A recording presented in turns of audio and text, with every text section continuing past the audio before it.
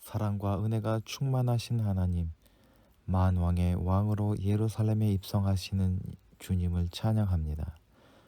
저희도 온 마음과 마음을 들여 기뻐 찬양하며 영접합니다.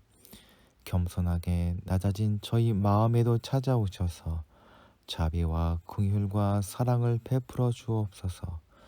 십자가를 지기 위해 낮은 곳으로 임하신 주님을 본받아 저희도 진리와 복음을 위해 겸손히 낮아지게 하시고 하나님의 말씀에 순종하며 끝까지 충성하게 하옵소서.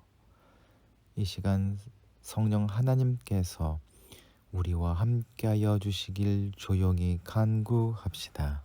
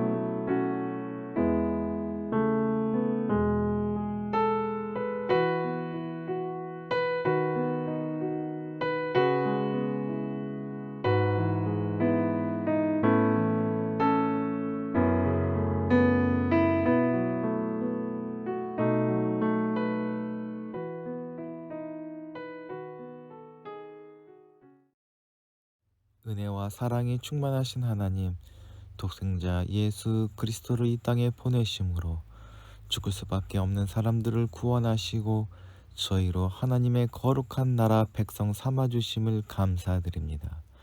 생명이 움트는 4월 둘째 주일 종려 주일을 맞아 하나님께 예배하오니 저희의 예배를 인도하여 주시옵소서.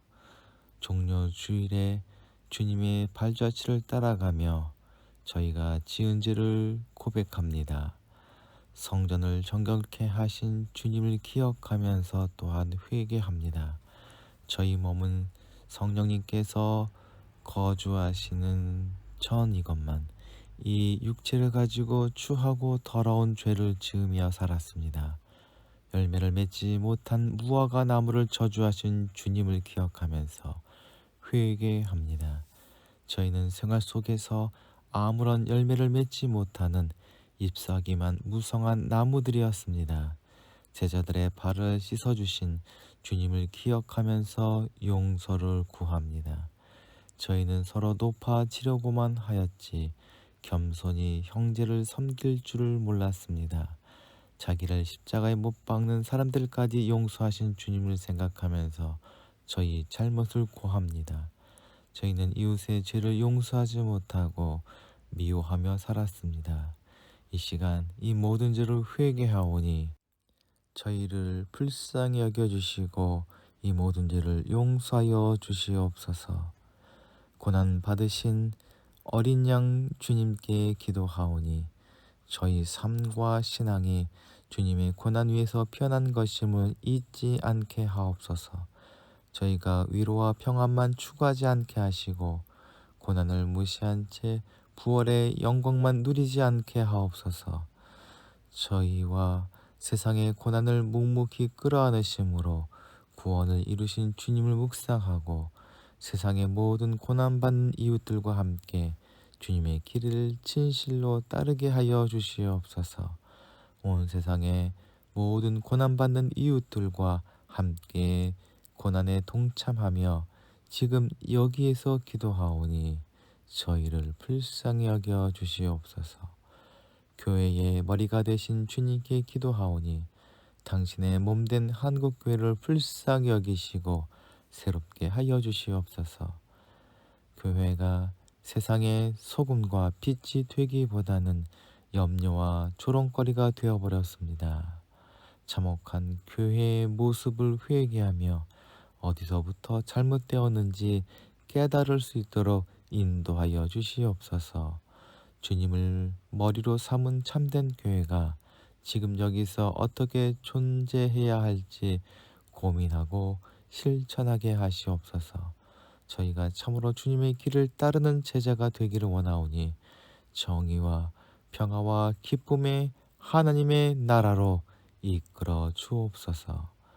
영원하고도 완전한 평화를 주시는 주님께 기도하오니 불안에 시달리는 사람들의 마음을 다독여 주옵소서. 세상에는 사람이 예상할 수 없고 어쩌지 못하는 일들이 많음을 고백합니다. 그런 일들이 불안이라는 이름으로 죄를 잠식해 들어와 어느 순간 영혼과 일상을 뒤흔들 때가 많음을 돌아봅니다. 일렁이는 물결에도 물속으로 가라앉는 저희를 불쌍히 여겨 주시옵소서. 저희 시선을 주님께 고정하게 하시고 저희를 위로하시는 주님의 음성을 듣게 하옵소서. 오늘의 일상과 허락된 은총에 감사하며 자족하는 법을 또한 배우게 하옵소서. 부활의 소망을 바라보며 고난 주간을 시작하는 예한 공동체 식구들을 위하여 기도합니다. 매일 삶 속에서 부활을 소망하는 예한 공동체 식구들이 주님의 능력과 위로를 예배 가운데 누리게 하여 주시옵소서. 저희와 함께 하시는 주님의 임재를 오늘 나누는 말씀 속에서 깨닫게 하시고 삶 속에서 생명과 기쁨을 누릴 수 있도록 저희가 간구하는 기도에 응답하여 주시옵소서. 주님밖에 도우리가 없는 문봉 책방소와 함께하여 주시옵소서. 영업할 때마다 도우시며 함께 하시는 주님을 경험하게 하시고 찾아오는 모든 손님들도 이러한 은혜를 깨닫고 누리게 하여 주시옵소서. 우리 구주 예수 그리스도의 이름으로 기도하옵나이다. 아멘.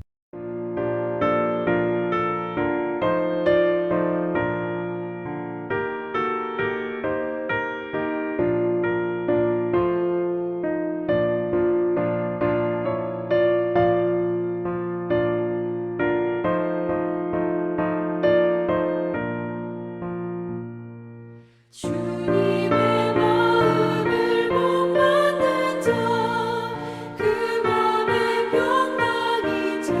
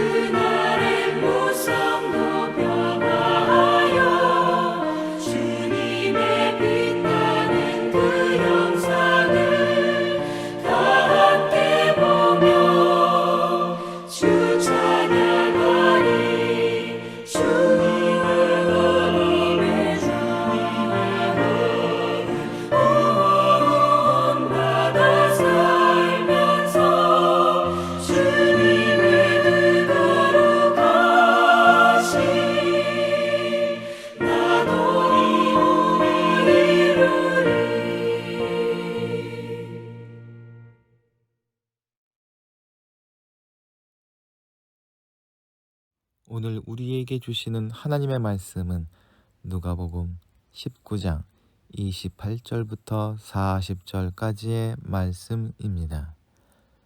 예수께서 이 말씀을 마치시고 앞장서서 걸으시며 예루살렘으로 올라가고 계셨다. 예수께서 올리브 산이라 불리는 산턱에 있는 벳바게와 베다니에 가까이 이르셨을 때에 제자 두 사람을 보내시며 말씀하셨다. 맞은편 마을로 가거라. 거기에 들어가서 보면 아직 아무도 타본 적이 없는 새끼 나귀 한 마리가 매어 있을 것이다. 그것을 풀어서 끌고 오너라. 누가 왜 푸느냐고 묻거든 주께서 쓰시려고 하십니다 하고 말하여라. 보내심을 받은 사람들이 가서 보니 예수께서 그들에게 말씀하신 그대로였다. 그들이 새끼 나귀를 푸는데 그 주인들이 그 새끼 나귀는 왜 푸는 거요? 하고 그들에게 물었다. 그들은 주께서 쓰시려고 하십니다 하고 대답하였다. 그리고 그들이 새끼 나귀를 예수께로 끌고 와서 자기들의 겉옷을 나귀 위에 걸쳐 놓고서 예수를 올라타시게 하였다. 예수께서 나아가시는데 제자들이 자기들의 겉옷을 길에다가 폈다. 예수께서 어느덧 올리브 산의 내리막길에 이르셨을 때에 제자의 온 무리가 기뻐하며 자기들이 본 모든 기적에 대하여 큰 소리로 하나님을 찬양하면서 말하였다. 복되시다 주의 이름으로 오시는 임금님. 하늘에는 평화, 가장 높은 곳에는 영광. 그런데 무리 가운데 섞여 있는 바리새파 사람 몇이 예수께 말하였다. 선생님, 선생님의 제자들을 꾸짖으십시오. 그러나 예수께서 말씀하시기를 내가 너희에게 말한다. 이 사람들이 잠잠하면 돌들이 소리 지를 것이다 하셨다. 아멘.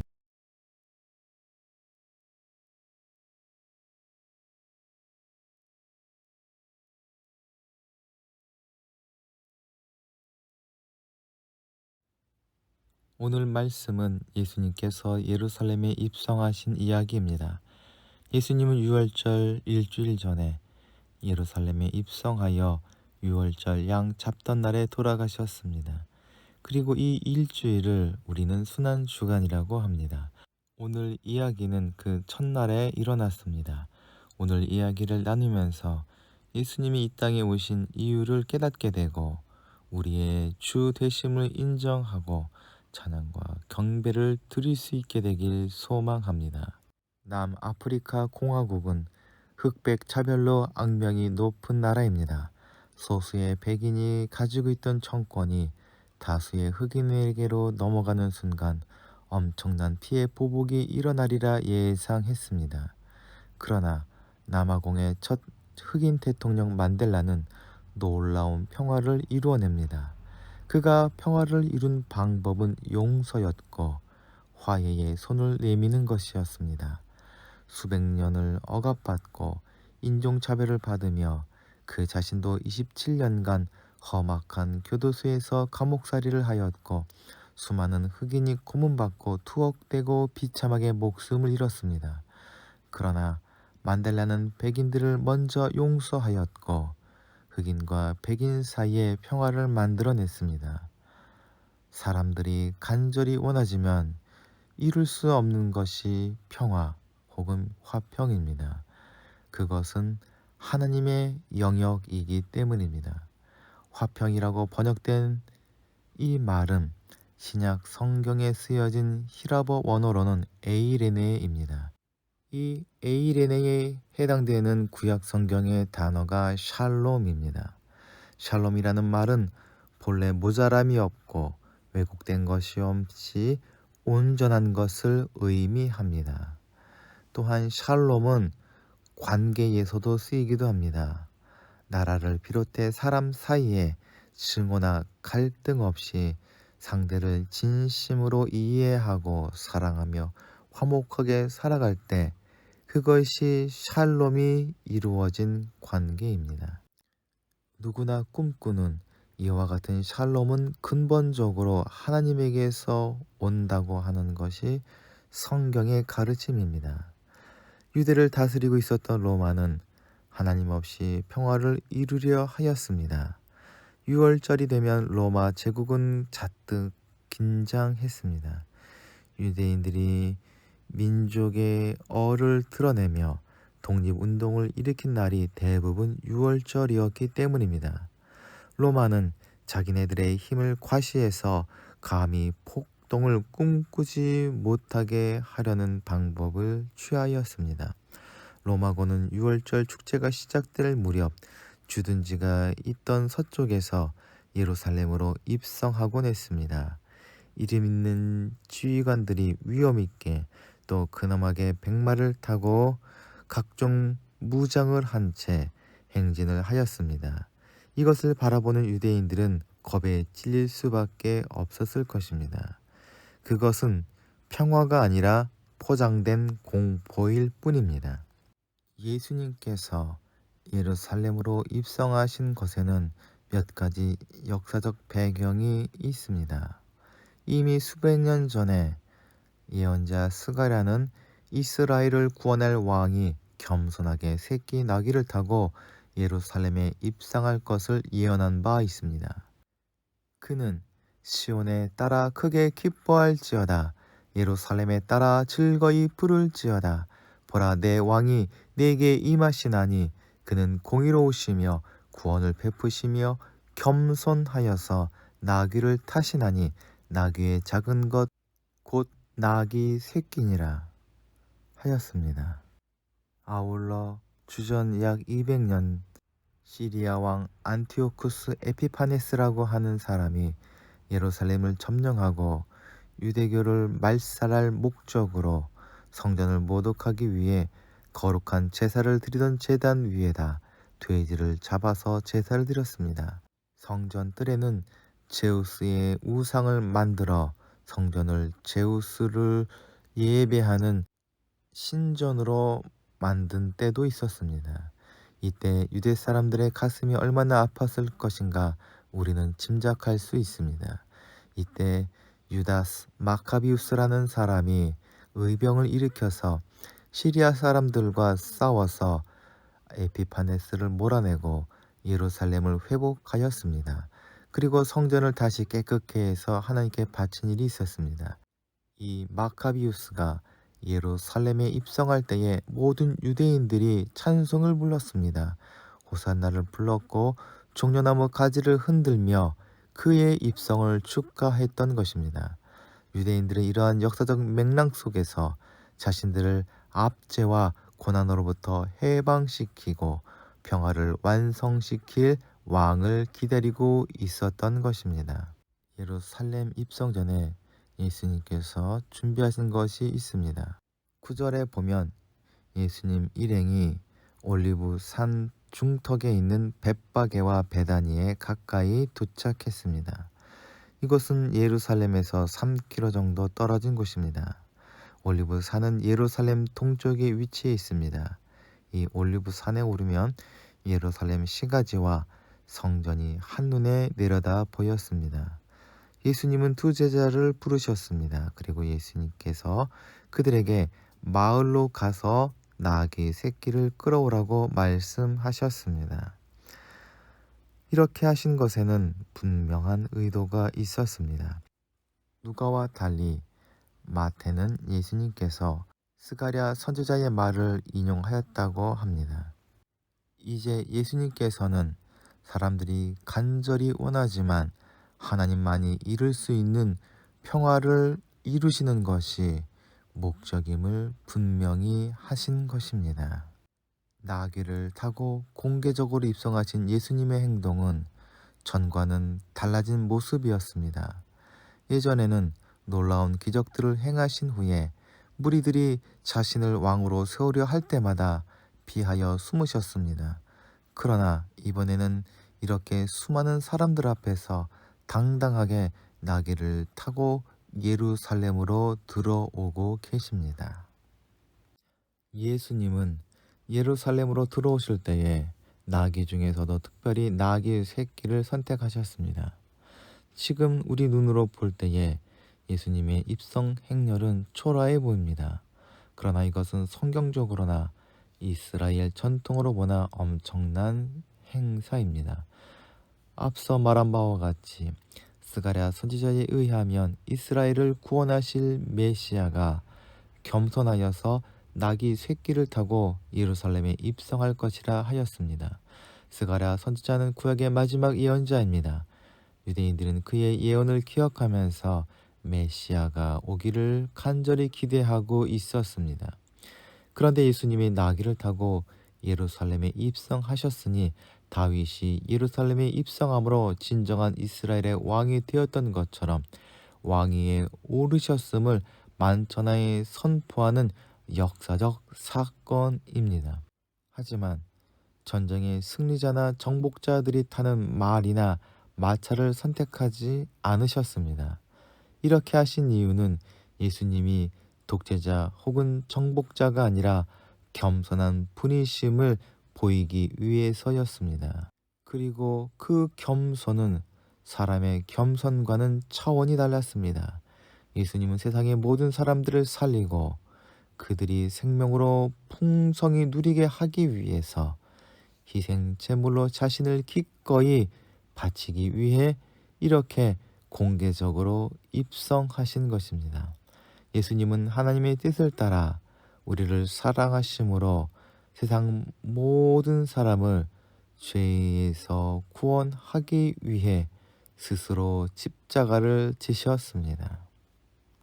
누가는 예수님께서 왕으로 부르셨다고 기록합니다. 그러나 예수님은 다윗 자손으로서 왕이나 이스라엘의 왕을 넘어서는 주의 이름으로 오시는 왕입니다. 예수님 당시의 주라는 호칭은 한 국가나 민족을 넘어서 보편적이고 우주적인 통치자요 주인이라는 의미입니다. 당연히 그 주인은 하나님입니다. 즉 하나님이 보내셨다는 것을 의미합니다. 예수님은 왕이시지만 주님의 이름으로 오시는 왕이며 따라서 그 왕을 보낸 하나님을 우리가 주목하게 합니다. 인간으로서 왕은 분명히 능력과 지혜에서 한계가 있을 수밖에 없습니다.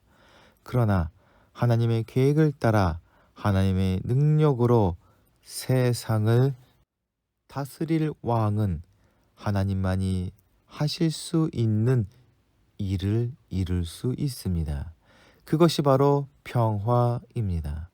제자의 온 무리가 드리는 찬양은 그렇기에 예수님께서 주님의 이름으로 오신 왕이며 하나님의 뜻을 이룰 메시아임을 드러내는 것입니다.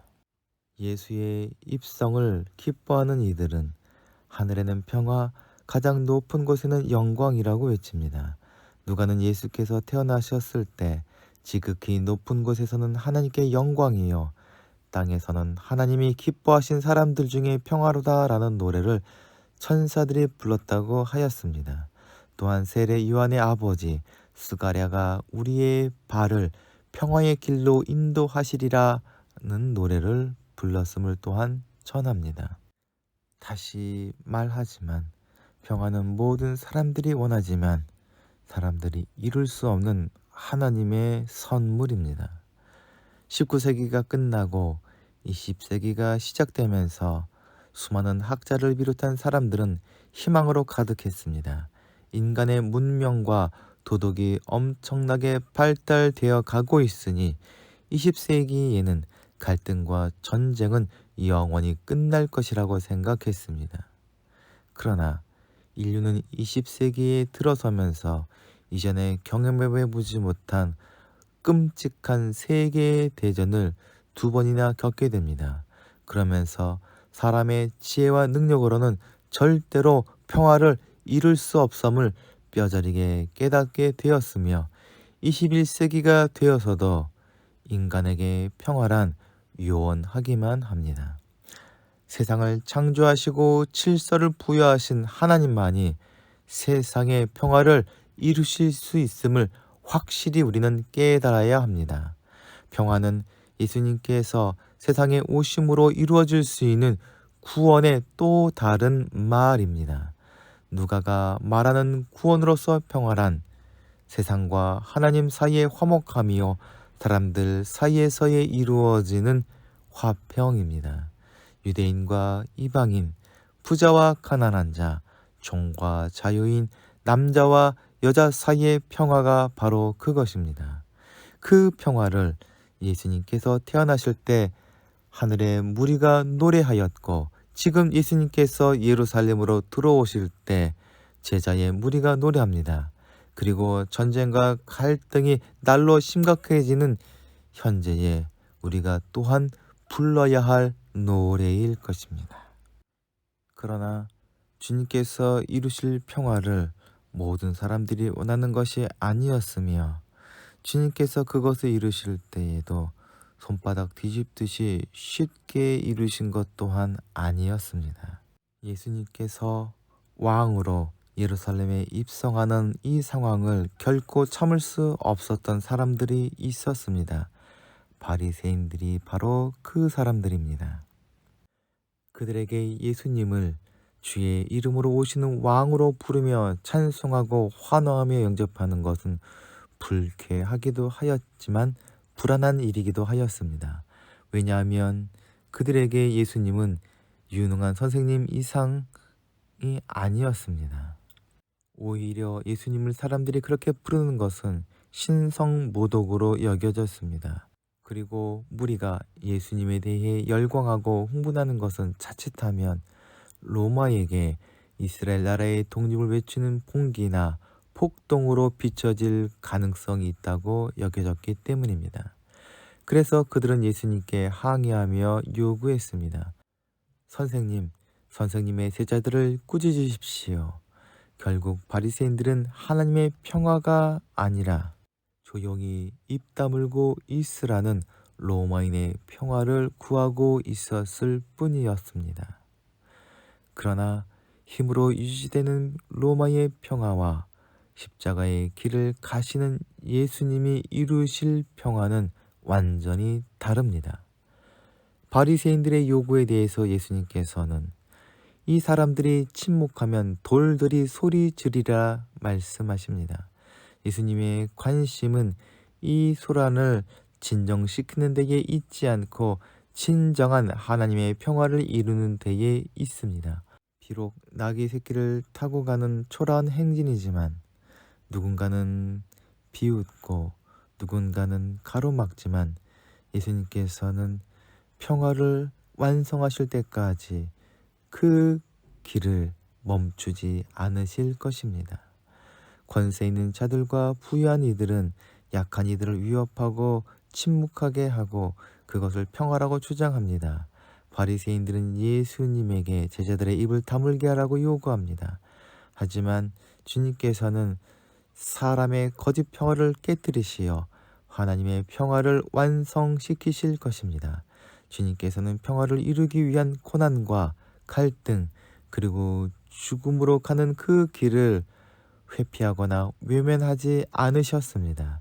그리고 주님의 평화로 다스려지는 나라를 보고 경험하게 된다면 돌같이 차가운 심장을 가진 사람일지라도 하나님과 예수 그리스도의 하신 일을 찬양하지 않을 수 없습니다.